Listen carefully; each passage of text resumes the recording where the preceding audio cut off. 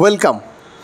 আজকে আমরা যে বিষয়টা নিয়ে তোমাদের সাথে আলোচনা করব, তোমরা দেখতে পাচ্ছ আমি হেডিং দিয়েছি, সেটা কি? Food SI 2024 expected cut off.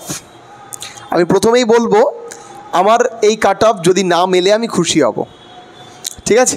প্রথমেই বলবো, তার কারণ এইরকম কাট অফ রিলেটেড ভিডিও দিতে আমাদেরও ভালো লাগে না, কিন্তু স্টুডেন্ট প্রত্যেকেই এক্সাম দিয়ে এসেছে এবং তাদের একটা মতামত থাকে, স্যার এক্সপেক্টেড কাট অফ কত থাকতে পারে, কত থাকতে পারে। যদি আমি বলি 90, তাহলে 90 বলতে 90 এক্স্যাক্ট 90 থাকবে না 92 থাকবে?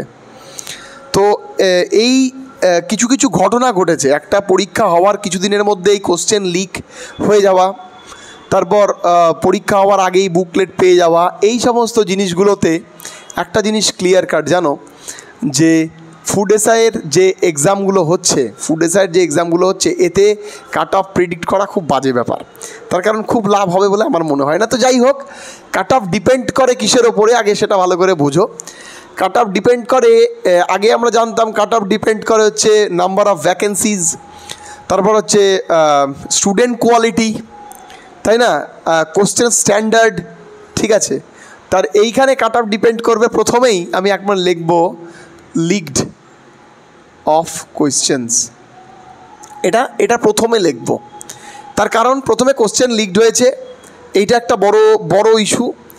2 নম্বর আমি যেটা লিখব সেটা হচ্ছে নাম্বার অফ ক্যান্ডিডেটস, এইটাই কাট অফ বৃদ্ধির মূল কারণ, ঠিক আছে?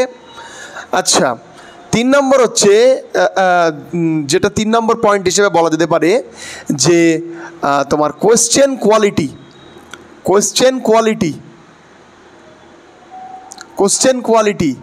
4 নম্বর তোমার হচ্ছে ভ্যাকেন্সি। সবচেয়ে উজ্জ্ব ব্যাপার হচ্ছে ভ্যাকেন্সি। এবার তুমি বলতে পারো, স্যার কী বলছেন, ভ্যাকেন্সি যদি পর্যাপ্ত থাকতো তাহলে তো এত কিছু হতোই না। মনে রাখবে, ভ্যাকেন্সি যদি 15,000ও থাকতো আর সেইখানে যদি এরকম লিক কোয়েশ্চেন হতো, তাহলেও জেনুইন ক্যান্ডিডেট পেত না।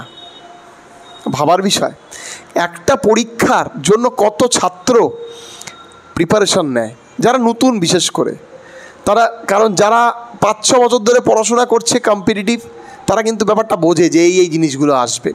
বাট একটা নতুন ক্যান্ডিডেট কত প্রিপারেশন নেয়, কিন্তু যখন গিয়ে দেখে আমাদের রাজ্যে প্রথমেই একটা ছেলে লিকড কোয়েশ্চেন আগেই পেয়ে গেছে, তখন তার মানবিক পরিস্থিতিটা কোন জায়গায় গিয়ে দাঁড়ায়।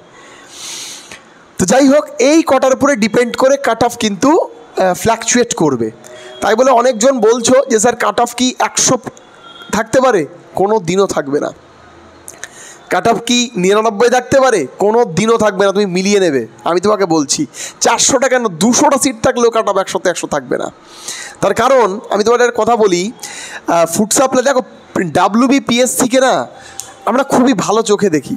তার কারণ আমার মনে হয় যে বেঙ্গলে একমাত্র একটা কমিশন আছে, যে কমিশন স্বচ্ছভাবে নিয়োগ করার জন্য উদ্যত।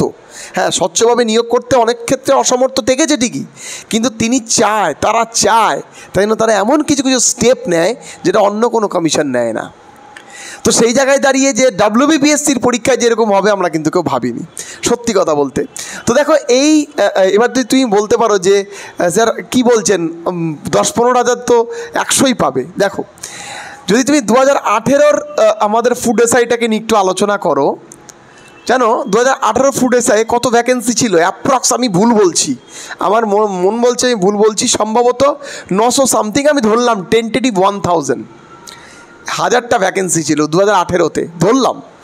তো সেইখানেও জানো একই রকম এবার ঘটনাগুলো ঘটলো, সেইবার ঘটনাগুলো ঘটেছিল। তো সেইখানে গিয়ে কাট অফ কত থাকলো? সম্ভবত 78 বা 70 এরকম টাইপের কাট অফ ছিল। আমি অ্যাপ্রক্সিমেটলি 70 থেকে 80-র মধ্যে কাট অফ ছিল, ঠিক আছে? কিন্তু এই কথা বলতে আমার অস্বীকার নেই, 2018-র যে প্রশ্ন ছিল না, কোশ্চেন স্ট্যান্ডার্ড, সেটা খুব ভালো ছিল,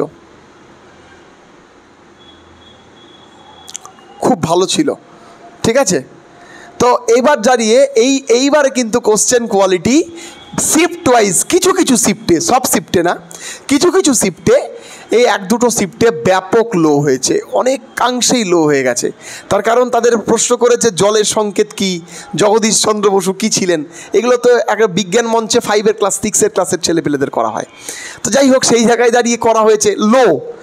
তো জানো, এবার ইজি হোক প্রশ্ন, প্রশ্ন ইজি হওয়া খারাপ নয়, যে আকবরের সভাকবি কে ছিলেন, বা আলীনগরের নাম কি ছিল, বা অন্য কোনো কিছু কি, এগুলো থাকতে পারে, কারণ এগুলো কার জিকের মধ্যে পড়ছে।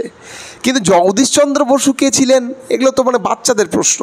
তো সেই জায়গায় দাঁড়িয়ে কিছু লস, এবার যদি নর্মালাইজেশন না করে তাহলে যারা ইজি শিফটের তারা কিন্তু ফায়দা পাবে, এটা কিছু করার নেই। এবার নর্মালাইজেশন করবেই, তার কারণ স্টুডেন্টের বৈষম্য সৃষ্টি হয়েছে।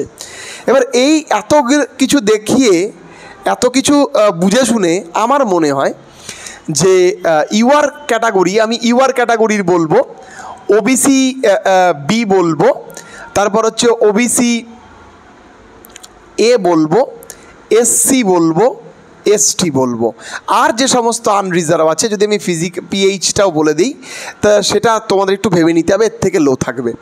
তো ইউআরের আমার মনে হয় না ইউআরের কাট অফ 90+ নিচে যাবে, আমার মনে হয় 90+ থাকবে এই বছর। তার কারণ 1000 থেকে ভ্যাকেন্সি প্রায় 50% ডিক্রিজ হয়েছে। কত পার্সেন্ট? 50% ডিক্রিজ হয়েছে। সেই জায়গায় দাঁড়িয়ে কোশ্চেন লেভেল ডিক্রিজ হয়েছে, সেই জায়গায় দাঁড়িয়ে 90+ ইউআর যাবে, এটা ভালো কথা। 92 গেলেও খুশি থেকো, 93 গেলেও খুশি থেকো, 90+-এর নিচে ইউআরের কাট অফ যাবেই না। ওবিসি বি যদি বলি, তাহলে ওবিসি বি হয়তো যেতে পারে 87, ঠিক আছে, ওবিসি বি 87, এবং সেই রেসপেক্টে ওবিসি এরও হয় 1 থাকতে পারে, অথবা 85 থেকে 87 থাকতে পারে, বা 1-2 ধরো, এরকম আপ অ্যান্ড ডাউন হতে পারে। এসসির কত? এসসির মিনিমাম 82 থাকতে পারে, 82, ঠিক আছে। আর এসটির কত থাকতে পারে? এসটির মোটামুটি 78। পিএইচের কত থাকতে পারে?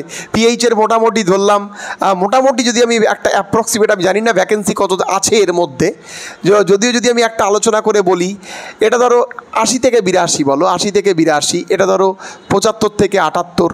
পিএইচের ধরো, যদি কেউ এই দেখতে প্রবলেম হয়, রিজলিউশন বাড়িয়ে নিয়েও চকচকা দেখতে পাবে।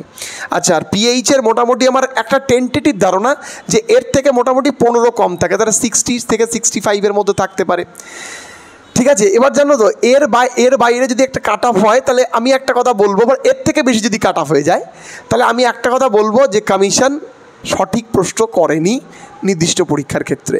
একটা পরীক্ষার কাট অফ যখন 100-র মধ্যে 96 চলে যাবে না, তখন সেই প্রশ্ন মানে অবশ্যই কোশ্চেন কোয়ালিটি ইনক্রিজ করতে হবে, সেটার কোনো নাম ও গন্ধ কিন্তু এখন অবধি দেখা যায়নি। তো সেই জায়গায় দাঁড়িয়ে এখন কি বৃত্তান্ত, কি হতে পারে, সেটা ভবিষ্যতেই দেখা দেবে। আমি জানি না আমার সঙ্গে কত সহমত, অনেকজন হয়তো বলবে স্যার আপনার কাট অফ মেলে না, আপনি আগেও তো অনেক কাট অফ করেছেন। সেটা হতেই পারে, কাট অফ না মেলাটাই স্বাভাবিক, কারণ এটা আনঅফিসিয়াল, আমার কিছু 1000-1500 ক্যান্ডিডেটদের ওপর ইন্সপেকশন করে বলা। তো সেই জায়গায় আমি চাই এর থেকে কাট অফ যত পারে কম হোক। হ্যাঁ, এর থেকে বেশি হলে ভাই সত্যি খারাপ লাগবে, তার কারণ একটা স্টেটের পরীক্ষায় যে কমিশন নিচ্ছে, সে এতটাই বড় কমিশন, WBPSC একটা কনস্টিটিউশন প্রাপ্ত কমিশন, তিনি এমন এক্সাম দিচ্ছে, পরীক্ষা নিচ্ছেন যে পরীক্ষার কাট অফ 93, 94, 95 চলে যাচ্ছে। তো যাই হোক, এই ছিল আজকে আমার analysis expected cut off food SI in 2024। আশা করছি তোমাদেরকে বোঝাতে পেরেছি। দেখা হবে পরবর্তী আবার কোনো ইন্টারেস্টিং টপিক বা ভিডিও নিয়ে। সবাই খুব ভালো থেকো।